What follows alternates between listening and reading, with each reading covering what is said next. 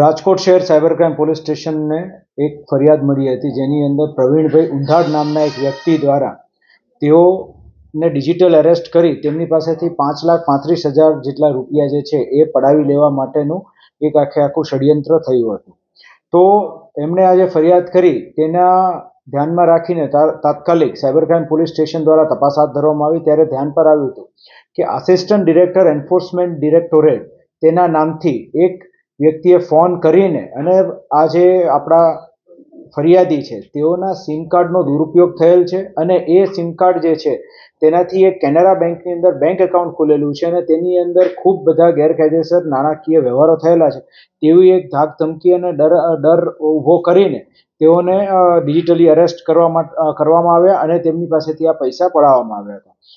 મનીની trail જે છે તેની તપાસ આગળ શરૂ કરતા તે આપણા ટોટલ 5 આરોપી જે છે તેઓ સુધી આ મનીની ટ્રેલ ગયેલ છે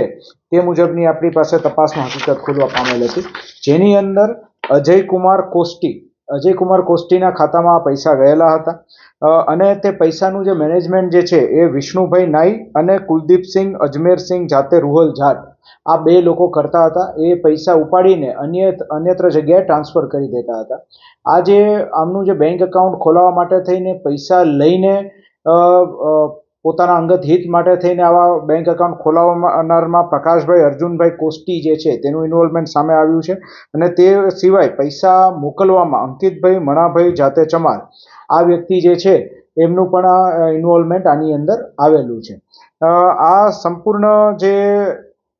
આરોપીઓ જે હતા તેઓ બીજા કોઈ ગુનાની અંદર સંડોવાયેલા છે કે કેમ તેની તપાસ પણ આગળ સાયબર ક્રાઇમ પોલીસ સ્ટેશન દ્વારા હાથ ધરવામાં આવી હતી અને તેની અંદર એવું ધ્યાન પર આવ્યું છે કે અજયભાઈ રમેશભાઈ તેઓનું જે બેંક એકાઉન્ટ છે આઈડીએફસી બેંકની અંદર તે બેંક એકાઉન્ટ અન્ય 2 રાજ્યોની અંદર પણ ગુનાની અંદર ઇન્વોલ્વ થયેલું છે, જેમાં તેલંગાણા અને તમિલનાડુની અંદર ગુના નોંધાયેલા છે અને તે સિવાય વિષ્ણુભાઈ બનવારીલાલના નામે જે આઈડીએફસીની અંદર બેંક એકાઉન્ટ છે તેનો ઉપયોગ તમિલનાડુના એક ગુનામાં થયેલો છે. તો આ બાબતે વધુ વિગત જે છે એ જે તે સ્ટેટ પોલીસ પાસેથી મંગાવવામાં આવી રહી છે. હાલ આજે આ બંને 5 આરોપીઓ જે છે તેઓને નામદાર કોર્ટમાં રજૂ કરી રિમાન્ડ મેળવીને આગળ ફર્ધર તપાસની તજવીજ હાથ ધરવામાં આવનાર છે.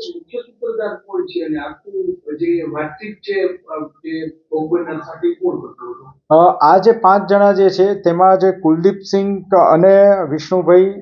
બનવારીલાલ આ 2 વ્યક્તિઓ જે છે એ બંને લોકોએ અત્યાર સુધીનું જે મનીનું જે ટ્રાન્ઝેક્શન છે કે મની ક્યાં મોકલવાના અને પછી ફર્ધર એને આંગળીયું કરવાનું એ કામ કરેલું છે. જે ફોન કરનાર જે ઈસમ જે છે તેનો મોબાઈલ નંબર ને એવું બધું આપણને મળેલું છે, એની ફર્ધર તપાસ શરૂ છે.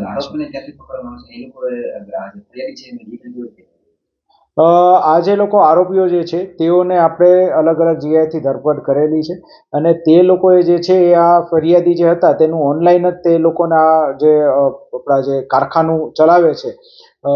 તેમનું મોબાઈલ નંબર ને એવું બધું મેળવેલું હતું. હા, એટલે આપણે હાલ એવું અત્યાર સુધીની તપાસમાં આવ્યું છે કે અન્ય 2 રાજ્યોમાં 2 ગુનાની અંદર છે, પરંતુ હવે જેમ રિમાન્ડમાં અને એમાં ફર્ધર આપણે તપાસ કરીશું એમ વધારે ખ્યાલ આવશે. હાલ મની જે છે એમની પાસેથી કોઈ રિકવર થયા નથી, એમણે પૈસા ફર્ધર મોકલી આપ્યા છે. એ પૈસા ક્યાં મોકલેલા છે, કોણે એની અંદર પૈસા મેળવીને આ લોકોને કમિશન ને એવું આપેલું છે એની તપાસ હાલ શરૂ છે.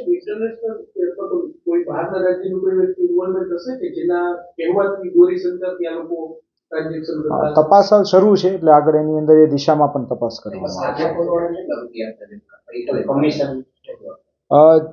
જે કોલ કરનાર વ્યક્તિ છે એની ધરપકડ નથી થઈ, એની તપાસ હાલ શરૂમાં છે. જે મની જે આ અલગ અલગ ખાતાઓમાં ગયા છે ને એનું મેનેજમેન્ટ જે કરતા હતા એ લોકોને આપણે પકડ્યા છે અને તે લોકોને અલગ અલગ કમિશન, કોઈને 5,000 કોઈને 10,000 એ કેટલી અમાઉન્ટનું ટ્રાન્ઝેક્શન થાય છે એ મુજબ એમને મળતા.